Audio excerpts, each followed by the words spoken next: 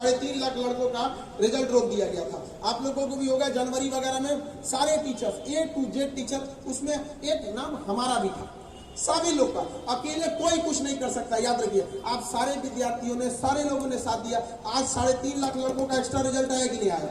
आज 3.5 लाख घरों का चिराग रोशन होगा कि नहीं होगा यहाँ पर? तो आप सब लोगों को मिलजुल कर मेहनत करते रहना, और पढ़ाई से तो कभी नहीं भागना है। यही एक रास्ता है जिसमें आप आगे बढ़ सकते हैं। देखिए, दुनिया में एक से एक टेक्नोलॉजी आ गया है, हथियार पकड़ लिए जाते हैं। आज आप किसी से लड़ने जाएंगे ना, हथियार लेके तो पकड़ा जाएंगे, लेकिन एक ऐसा हथियार है जो किसी मेटल डिटेक्टर में नहीं आता है, शिक्षा। शिक्षा एक ऐसा हथियार है जिसे आप कहीं भी लेके जा सकते हैं और पकड़े वो नहीं करेगा।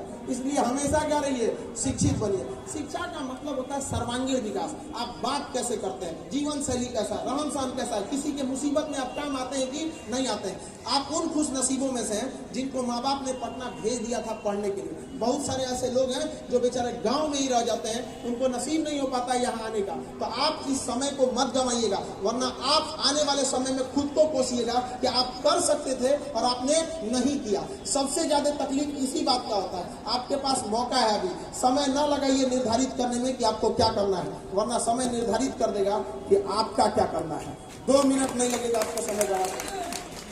सबके पास जीवन में संघर्ष होता है, ऐसा कोई व्यक्ति नहीं है जिसका जीवन संघर्षों से नहीं। किसी का संघर्ष छोटा, किसी का संघर्ष बड़ा। हम लोग भी अपने विद्यार्थी जीवन में बहुत संघर्ष किए। सोचना हमारा तो लिखने नहीं आता था, आजो में 10 लाइन हिंदी, 1 लाइन हिंदी लिखते 4-5 मात्रे गलत कर देते हैं, बहुत सारा चीज। हमारे टीचर लोग कभी नहीं जांच करते थे, फेंक देते थे, हम जांचें नहीं कराते थे। तो कई सारे शिक्षक जो थे उन्होंने समझाया, कोई बात नहीं, मेहनत करते रहो। 40 विद्यार्थियों के क्लास में हम 37वां नंबर पे आते थे। हमको बड़ा टेंशन होता था, हमारा कुछ होगा कि ना होगा आगे जाके। लेकिन एक चीज हमने देखा कि जितने तेज विद्यार्थी थे सब लोग, उन लोग ने जब मैट्रिक में आए लोग, मैट्रिक जब पास किए लोग, तो सब इधर उधर लंग फंग में लग गया, सब लाल पीला हरा में। वो सबको तो आपको बहुत ज्यादा कुछ चौपटिया गया सब उसमें आके। और उस समय आने के बाद हमको एक आध शिक्षक इतने बेहतरीन मिले जिनके पढ़ने के बाद हमें शिक्षा से प्रेम हो गया। तो ऐसे लगता था जैसे आपको कैसे फोन का इंतजार रहता है, हमको क्लास का इंतजार रहता है, वाह भाई क्या पढ़ा रहे।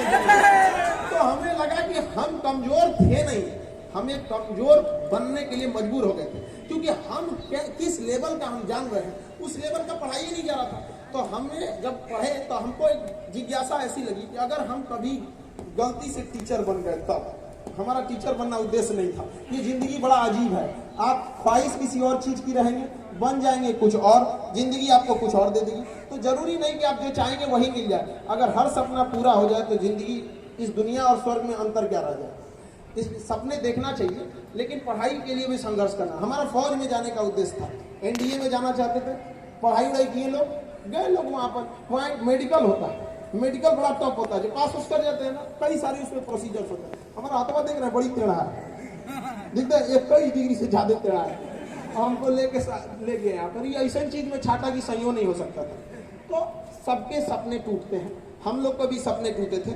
उस समय लग रहा था कि अब क्या करेंगे, क्योंकि ना फौज के सिवा कुछ सपना ही नहीं देखा था हम लोगों ने। तो याद रखिएगा, अगर ऊपर वाला आपको समस्याएं दे रहा है, कठिनाइयां दे रहा है, तो समझिएगा कि जिंदगी के जो खेल है इसके बहुत बड़े हीरो हैं, क्योंकि फिल्म में कठिन रोल बेहतरीन हीरो को ही दिए जाते हैं। तो जिसके जीवन में कठिनाई आ रहा है, आप इसको झेल ले जाइए, एक दिन सब आपके सामने सब चीज नॉर्मल हो जाए। उसके बाद हम लोगों ने पढ़ाना भी चालू किया। यहाँ पर बहुत सारी संघर्षें आई थी हम लोग के समय में। तो एक चीज तो हम जरूर समझे थे कि कभी भी किसी गरीब को पढ़ने के लिए दिक्कत नहीं आएगी।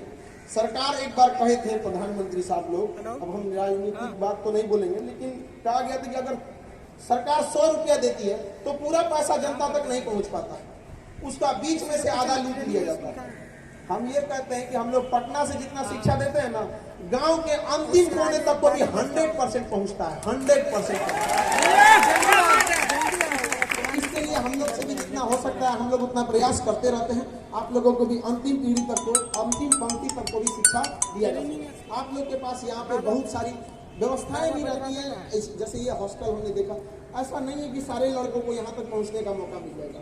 आप जहाँ भी हैं, आपका एक अपना दायित्व भी बनता है लोगों को मोटिवेट करना। कि देखो तुम्हारे पास अगर कुछ नहीं है तो भी तुम कुछ कर सकते हो। अगर तुम्हारे पास कुछ भी नहीं है तो एक चीज तो है कि तुम्हारे पास हारने के लिए अब कुछ भी नहीं है। जो कुछ मिलेगा तुमको प्राप्त करने के लिए, अब हारने के लिए नहीं है। तो आपको आगे और लगातार संघर्ष के लिए आगे बढ़ते रहना है और कभी भी किसी दूसरे के ऊपर समस्याओं को थोपना नहीं चाहिए, क्योंकि आप या तो समस्याओं को थोपते रहिए कि हमारे पास ये समस्या है, या तो आप मेहनत करके उसको आगे बढ़िए। सबके सामने समस्याएं आती हैं। हमारे पास जब पटना से हम पटना रुक गए थे, जिसका सबसे बड़ा रीजन क्या था कि हमारे घर लौटने के लिए हमको 60-70 से 80 रुपए चाहिए होते, हमारे पास मैं 40 रुपए बचे थे। उसके बाद हमने यहाँ पे चालू किया यहाँ पर सब कुछ, क्योंकि हम लोगों ने भी काफी सारा कोचिंग वगैरह चालू किए थे, तो उसमें काफी सारी संघर्ष रहता है, तो वहां से भी हम लोगों ने चालू किया। तो आप कभी भी कहीं भी रहिए, अभी आप लोग का विद्यार्थी जीवन, इसमें आपका एक ही चीज साथ देगा, वो आपकी शिक्षा है। और अभी के जीवन में इंसान सबसे ज्यादा भटकता है। अगर आप खाली हाथ लौटेंगे यहाँ से, तो याद रखिएगा आपका एक बच्चे का यहाँ से खाली हाथ लौटना आपके गांव के 100 बच्चों का भविष्य बर्बाद करेगा, क्योंकि गरीब इंसान अपने बच्चे को पेट काट कर फिर पटना पढ़ने के लिए नहीं भेजेगा। उसके गुनहगार केवल और केवल आप लोग होंगे। इसलिए आप अपने लिए तो पढ़िएगा, लेकिन उन 100 बच्चों का भविष्य हाथ जोड़ के विनती करते हैं खराब होने मत दीजिएगा, क्योंकि आपका खाली हाथ देख के गरीब इंसान डर जाएगा कि उनके बच्चे ने भेजा पढ़ने के लिए, उनके माँ बाप ने भेजा, उसने पढ़ाई नहीं किया। इसलिए दिन रात लगा कर पढ़ाई करते रहिएगा, पढ़ाई से कभी पीछे नहीं हटिएगा। होता है समाज में ऊंच नीच होती है, लेकिन तब तक जब तक आप संघर्ष नहीं किए, जब तक आप सफल नहीं है। संघर्ष के समय आपका संघर्ष अकेला रहता है, लेकिन जिस दिन आप सफल हो जाते हैं पूरी दुनिया आपके साथ चलती है। तो इसलिए संघर्ष से कभी पीछे नहीं हटना है, हमेशा अपने मतलब मेहनत करते रहना, और मेहनत सही दिशा में होनी चाहिए। ऐसा नहीं है कि आप जो पढ़ रहे हैं आपको लगेगा कि आप ही सही हैं। मेहनत को सही दिशा में करना जरूरी है। एक बार अमेरिकी राष्ट्रपति ने कहा था कि अगर मुझे किसी पेड़ को काटने के लिए 6 घंटे दिए जाएंगे तो 4 घंटे में अपनी कुल्हाड़ी को तेज करूंगा, क्योंकि बचे 2 घंटों में हम आराम से उसे काट सकते हैं।